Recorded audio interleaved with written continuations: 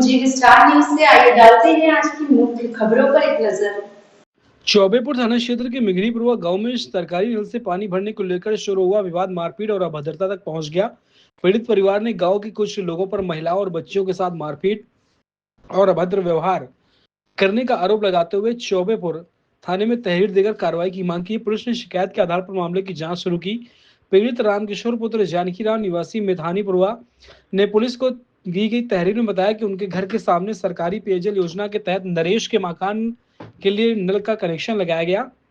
इसी नल से उनका परिवार भी पानी भरता है।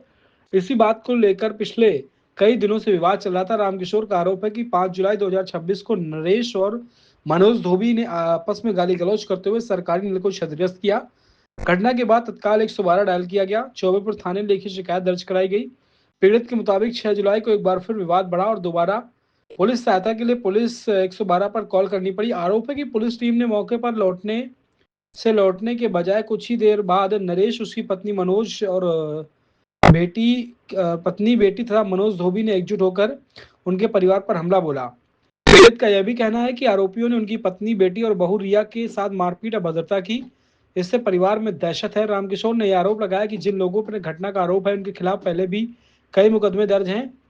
उन्होंने पुलिस से अपने परिवार की सुरक्षा सुनिश्चित करने, निष्पक्ष जांच कर दोषियों के विरुद्ध सख्त कानूनी कार्रवाई करने की मांग की है।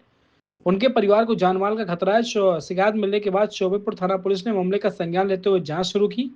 उपलब्ध साक्ष्यों के आधार पर आगे की विधिक कार्रवाई की जाएगी। पुलिस का कहना है कि जांच पूरी होने के बाद जो तथ्य सामने आएंगे उसी के हिसाब से निष्पक्ष और सुनिश्चित कार्रवाई होगी। यह है कि सरकारी नल था, उसमें सभी हम लोग पानी भरते थे, सभी लोग भरते हैं। उन लोगों को पानी भरने से इतराज होता है सरकारी नल का। उन्होंने डंडा खोल के अपने घर पे रख लिया है। किन लोगों को? नरेश, गोपाल, कल्लू और उनकी बीवी ने। अच्छा, फिर क्या हुआ?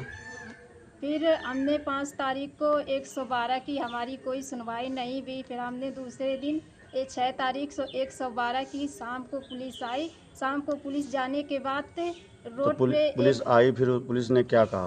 पुलिस ने ये कहा था डंडा लगवा देना, लेकिन इन लोगों ने डंडा नहीं लगवाया। हम दूसरे नल पे रोड पे पानी भरने गए थे, तो वहाँ पे सभी लोगों ने हमें गिरा दिया, हमें और हमारे भाभी को वहाँ पे सभी लोगों ने पीटा। तो इसमें फिर पुलिस को आपने सूचना दी? फिर हमने इसमें पुलिस को सूचना दी थी। पुलिस वहाँ पे हमारी कोई सुनवाई नहीं की। पुलिस ये बोल रही थी थाने में जाके अपनी सूचना दो, तो हम थाने में जाके एप्लीकेशन दी, लेकिन वहाँ पे हमारी कोई सुनवाई नहीं हो रही थी। दरोगा सुभाष मौर्य, उन्होंने हमारी कोई सुनवाई नहीं की। बोलते आ जाना, कल आना, 10 दिन बाद आना, ऐसे हमें थाने के चक्कर पटवा रहे हैं। तो आप अब क्या चाहती हैं? अब हम न्याय चाहते हैं। हम मेरे घर के बाहर नल लगा है नरेश के यहाँ पे, तो वहाँ हम पानी भरने जाते हैं, सरकारी बोर है, वहाँ पे पानी भरते हैं। तो उन्होंने नल का डंडा निकाल लिया था कल। क्यों?